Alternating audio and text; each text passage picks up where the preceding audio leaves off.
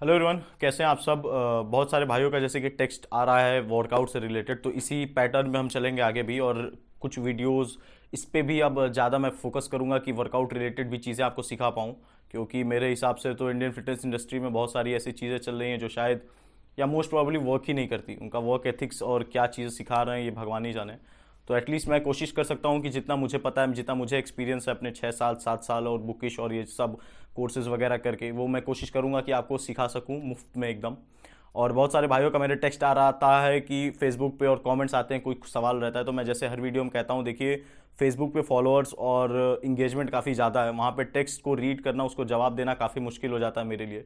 खासकर अगर laptop PC से अगर चला रहे हो तो वॉइस मेल वाला सिचुएशन उसमें नहीं रहता है। तो मुझे चैट रीड करना, आपकी दिक्कतें रीड करना, उसके बाद टाइप करने में काफ़ी टाइम लग जाता है। तो इसका सबसे बड़ा बेस्ट सॉल्यूशन है कि अगर आपको कनेक्ट होना है तो आप मेरे इंस्टाग्राम पे टेक्स्ट करें, डीएम करें। वो ट्रेनिंग से रिलेटेड हो या डाइट प्लान बनवाना हो या कोई सवाल हो या कोई दिक्कत हो कि हमसे जो आपको एक्सपेक्ट करें कि भैया हमारे ये कर देंगे, तो वो मैं करूँगा, पर सही जगह पे आए, क्योंकि टाइम भी मैनेज करना है हमें।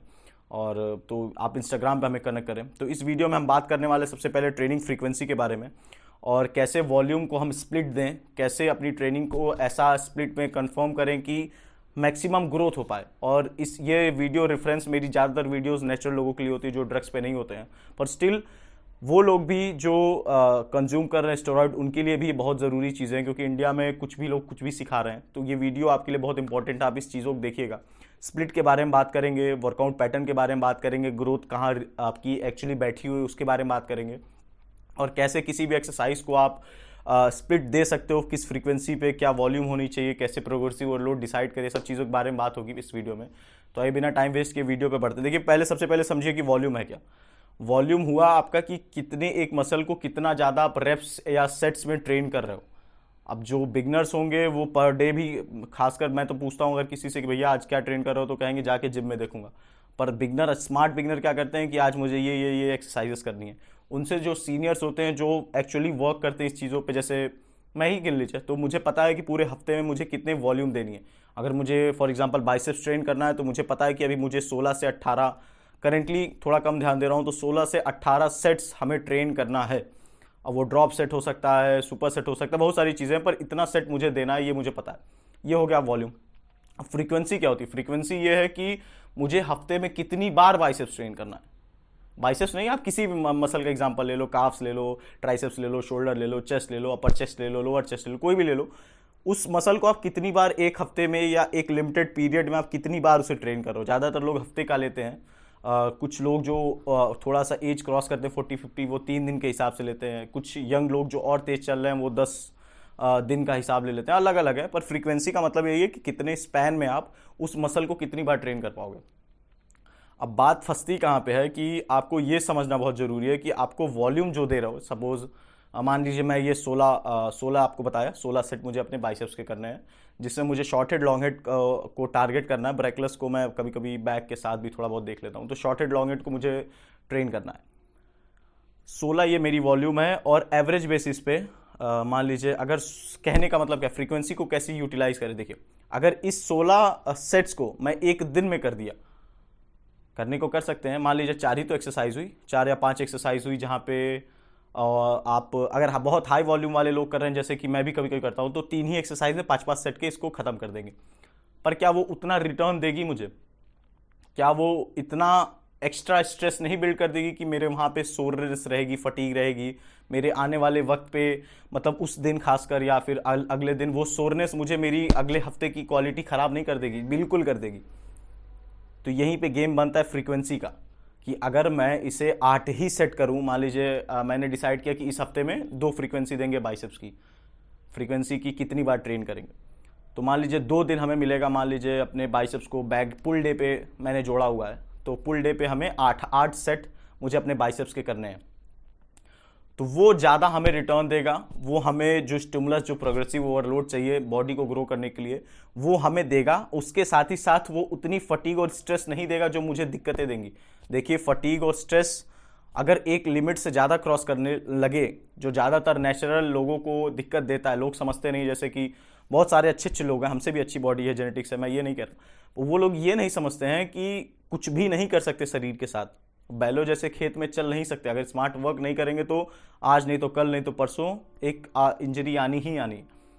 तो आपको स्ट्रेस वहां पे नहीं लेना है, ज़्यादा करने से ये नहीं बढ़ेगा, सिर्फ इतना करना है कि ये बढ़ जाए, आपकी स्ट्रेस भी ना बढ़े, आपका ये इंजरी के चांसेस भी ना बढ़े, जॉइंट्स से, बोन से, मसल टीयर से बहुत सारी इंजरीज हो सकती है। तो अगर आपको इसको सही तरीके से डिवाइड कर दो ना, और इसके लिए आपको ये जानना जरूरी है कि आपकी कौन सी मसल कितना परफेक्ट काम कर रही है। फॉर एग्जाम्पल मेरा चेस्ट वीक है, तो मैं इस पर अगर फ्रीक्वेंसी अगर कम कर दिया, सपोज कि मैंने क्या किया है कि आज पूरा सिंगल चेस्ट ही मारूंगा, आज मैं सपोज आज मंडे, आज मैं पूरा चेस्ट ही मारूंगा और मुझे 30 25 सेट कर लिए।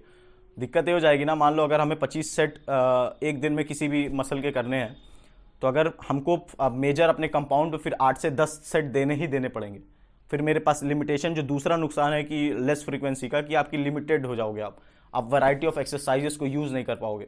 जैसे मान लीजिए चेस्ट मैंने फ्लैट बेंच पे 10 सेट दे दिए, बचे हुए 15 सेट जो होंगे, पहली बात तो उतनी ताकत नहीं रहेगी ना, वो लिफ्ट होगा, ऊपर से सोरनेस आने वाले वक्त के लिए, अगले हफ्ते के लिए, या उसी आने वाले, मान लीजिए ट्राइसेप्स भी, शोल्डर भी उसी दिन ट्रेन करना, अगर पुश पुल लेग स्प्लिट कर रहे हो तो वहां भी दिक्कतें देना चालू कर देगी। तो आपको ये बहुत ध्यान देना है कि अपनी फ्रीक्वेंसी को बांटें, वैरायटी ऑफ एक्सरसाइजेस का यूटिलाइज। मान लीजिए आज हमें अगर सिर्फ कहें 17-18 सेट ही करना है हमें चेस्ट का, तो हम आराम से इसको 2 से 3 4 एक्सरसाइजेस में कर लेंगे, फिर शोल्डर भी ट्रेन कर लेंगे, फिर ट्राइसेप्स भी ट्रेन कर लेंगे, और अगले दिन क्या करेंगे कि उतना जो सेट हमें मिला है, जो अगली फ्रीक्वेंसी, अगले बार जब चेस्ट हम छू रहे हैं, अपना टच कर रहे हैं, ट्रेन कर रहे हैं, तो वैरायटी यूज कर पाएंगे। वैरायटी का क्या फायदा होता है, जैसे देखिए कंपाउंड जरूरी है बेंच प्रेस चेस्ट के लिए, या सब चीज़ कंपाउंड जरूरी है, पर जब वैरायटी आप यूज़ करते हो ना, जो छोटी छोटी मसल होती हैं, मान लीजिए फॉर एग्जांपल अपर चेस्ट काफ़ी लोगों का लैग करता है, ये जो कॉलर बोन होती है, यहाँ पे मसल बिल्ड उतनी जल्दी नहीं हो पाती। तो जब वैरायटी आप यूज़ करेंगे ना, अलग अलग एक्सरसाइजेस यूज़ करेंगे, तो छोटी छोटी मसल पे बड़ा ध्यान चला जाता है आपका।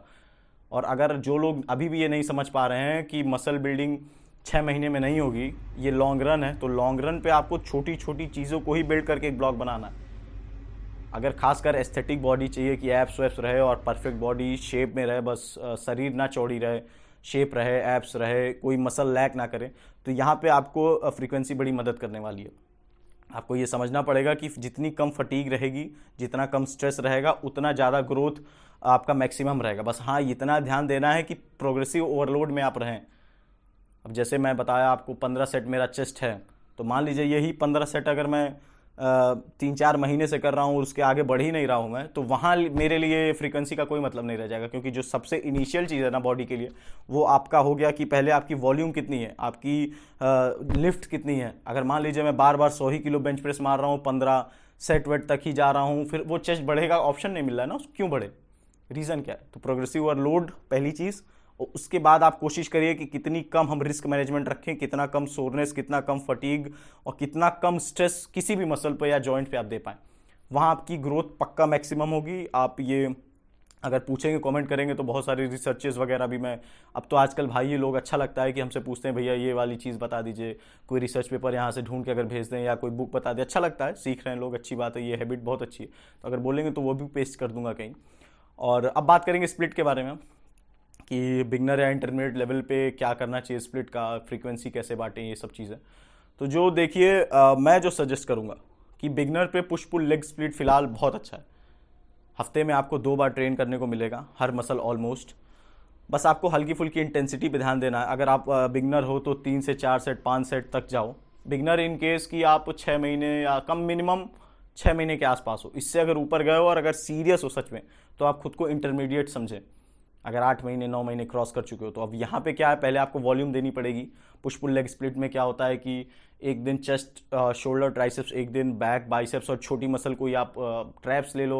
वैसे ट्रैप्स छोटी नहीं है, मतलब मान लीजिए शॉर्ट हेड हो गया या काफ्स हो गया।